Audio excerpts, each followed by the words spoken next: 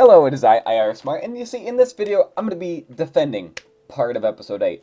So, I know a lot of you are just immediately going to go to that comment section and be like, blah, blah, blah, blah, I, Smart, you're so stupid, you can't say blah, blah, blah, blah, like, the sequels are terrible, they'll never be good, blah, blah, blah. Like, okay, I get it, I know you really, really want to comment that, but just hear me out, alright, just listen to what I gotta say, then hear me out, okay? So, I think it goes without saying, a lot of Star Wars fans hate Episode 8. Yes, alright? I am an Episode 8 apologist, alright? I'm not going to say it's a perfect movie, but there's a lot of good things about it. And one of my favorite things about Episode 8 is the way this movie deals with Luke Skywalker, which is an extremely controversial opinion. I've talked to many Star Wars fans, and usually the number one problem a lot of them have is the way that Luke Skywalker is handled. Because Luke Skywalker is a hero, you know, the hero of the original trilogy, this iconic Star Wars hero. We finally see him after 30 years in Episode 8, and he's just a grumpy, crazy old guy, and he just isn't a hero. And it's like, what? It's just, I get why people are upset, but I think it's probably like the best interpretation of the character we could have possibly gotten. Because think about it. Episode 7 sets up Luke being on an island, right? He's just been sitting on silent for 30 years.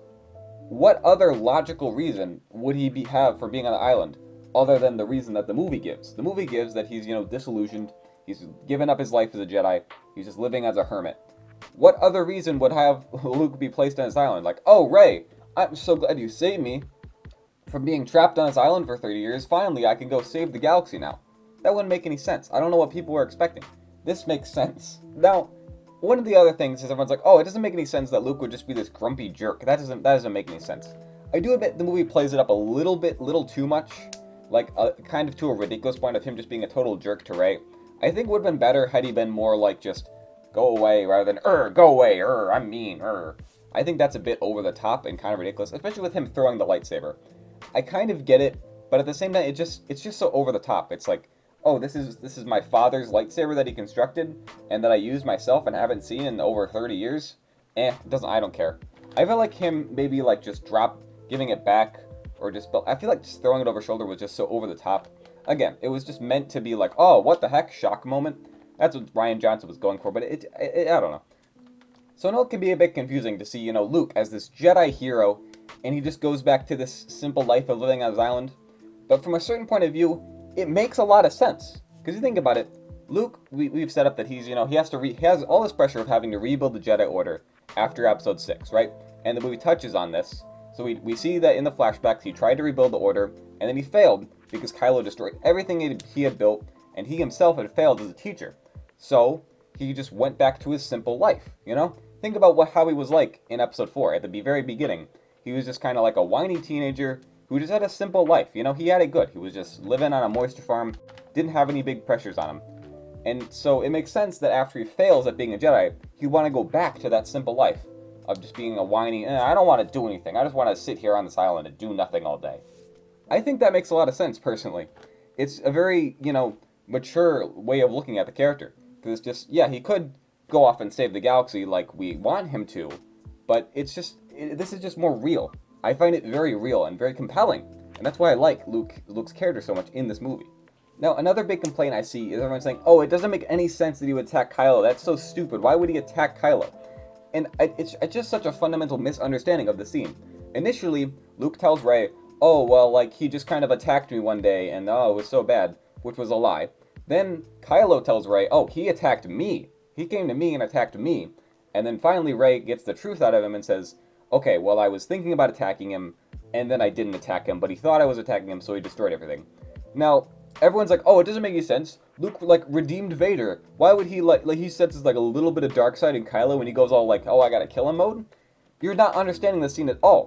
What Luke says in the scene is that he, used the Force because he sensed a little bit of darkness in Ben and was like, well, I better go check.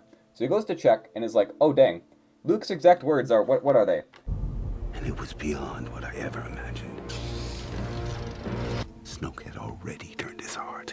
So Luke was basically saying, ah, crap, this is the next Darth Vader. This kid is going to bring death and destruction to the entire galaxy. And he thinks, like, I have the chance to stop that right now. So he ignites his lightsaber. And as soon as he does that, for a split second, he considers, maybe I can do this. Maybe I can, save the galaxy once again. But he instantly just comes to his senses and regrets it. Again, His exact words are, The briefest moment of pure instinct. I thought I could stop it. It passed like a fleeting shadow. and that's what people are so upset about, and I don't get it. People are like, oh, it doesn't make any sense Luke would fail like this. He's such a perfect character. He wouldn't do that. A brief moment of weakness? You're gonna seriously tell me you've never had a brief moment of weakness in your life? Maybe even a prolonged moment of weakness? Because I know I have. I can definitely look at a ton of times in my life where I've had something that could be described as a brief moment of weakness. And I made a mistake that cost me greatly. That's what happens to Luke. And so he fails. He fails. Luke failed. Luke made a big mistake. It cost him greatly. Kylo then went on to become Kylo. Ben became Kylo Ren, destroyed his old Jedi Order, all from Luke's brief moment of weakness. Would that not destroy you as a person? In one split-second decision, you make a bad choice. That ends up destroying everything you've built over the past 20 years? You're telling me you wouldn't want to go live on an island after that? You wouldn't want to just leave it all behind? What else would he do? Just say, whoops, I guess all my students died, I just created the next Darth Vader. Whoopsie daisy, guess I'll just try that again. No, he failed. He failed. And he regrets that so much. That's why he's on the island. And this is why I don't understand. This is so good. This is well written. This is good. And now, again, not everything is perfect about this writing. Again, it's Last Jedi. This has the Canto Bight sequence. Rose, somehow manipulating time to sideline Finn. All that stuff is dumb. But this stuff about Luke is really good. And it's just a shame, because people want to crap on this whole movie, but there are a lot of good parts in it. Also, I need to bring up that scene with Luke and Yoda. It's amazing. People are, totally forgetting that this scene existed. Luke gets to talk to Force Ghost Yoda, and it's amazing. And Force Ghost Yoda used lightning. That doesn't make any sense. It's cool, okay? Whatever. It's just cool. It's magical. It's the Force. It's just let it go, man. It's cool to see them talk. Because again, he failed, and he can learn from this. Failure also. Yes, failure most of all. The greatest teacher failure is. He's directly saying, Luke, hey, you messed up. You can fix that. And after that, what does he do? This is the turnaround moment for Luke. The entire build-up to this point in the movie has been Luke is just, feeling sorry for himself. He feels bad. All of this. This moment where he talks to Yoda is his turnaround moment, where he says, you know what? I failed. But I have a chance to redeem myself and go and save the Resistance. And that's what he does. He goes off and he saves the Resistance. I recognize Luke is a hero to millions of fans, especially the older ones who grew up watching Luke Skywalker, when they were a kid. And, oh, what a hero, Luke Skywalker, yeah, and they got the action figures, woo. Oh, the best hero ever, Luke Skywalker. So to see him in the movie as just a grumpy old guy who's super mean to everybody was just kind of like, huh? My child, I get that. I understand where you're coming from. But at the same time, it's real. It's shocking, but this is real life, No one is perfect. It's a very mature way of telling the story. Luke isn't perfect. He never was perfect. I don't know where everyone gets this idea that Luke was perfect, right? He failed to defeat Vader in Episode 5, and he almost killed his father in Episode 6. But still people are like, oh, Luke was like perfect. He's my childhood hero. He can't fail. He can't make mistakes. That's what he does through the entire original trilogy. That's why Luke is a good character. Because he, makes mistakes and he grows from those mistakes. So when he does the same thing in Episode 8, and now everyone's mad? What? And then people are like, oh, he was always such a perfect hero. Where did this idea of Luke being perfect come from? I don't get that. Ultimately, what's so cool about Luke is it's the hero's journey. I think I've explained this before, but I'll give you a brief overview here. The hero's journey, basically, a hero starts in the normal world, and then they go off on an adventure, They go off and they explore things, and this is what happens in A New Hope. He goes and explores, and at the end of the movie, he's better. He improves upon where he started in the movie. The same thing in Episode 5. He starts, and, he fails ultimately at the end of the movie, but he learns, and he comes better, and he comes back in Episode 5. He starts off as a super strong Jedi, so we're thinking, alright, he must be completed in his hero's journey. We see him go around, and we see him almost turn to the dark side at the end, but then, he's reborn. He becomes a true Jedi. He casts away his lightsaber, says, no, I won't kill my father, and, stands up to the Emperor. And ultimately, then his dad, saves him. And it's amazing. It's perfect. I love Return of the Jedi so much. And at the end of the movie, Luke is better than where he started. What happens in Episode 8? Luke has failed. He has fallen. And they explain this in his backstory. He has fallen to his lowest point. But then, Rey shows him that there's hope. There's still hope. He can still do good. He comes back, and at the end of the movie, he's better. He is improved as a character, and ultimately he sacrificed himself. That's what's the message of Luke. You can fail. You can make mistakes. It's just, you get up. You get up and you keep going. That's what it's all about. And that's why I love Luke's story in Episode 8 so much, and I wish people would get it. So I'm hoping maybe I taught you something. Maybe you'll have like the slightest bit of respect for Episode 8 now. If that's all I got for you, that's amazing.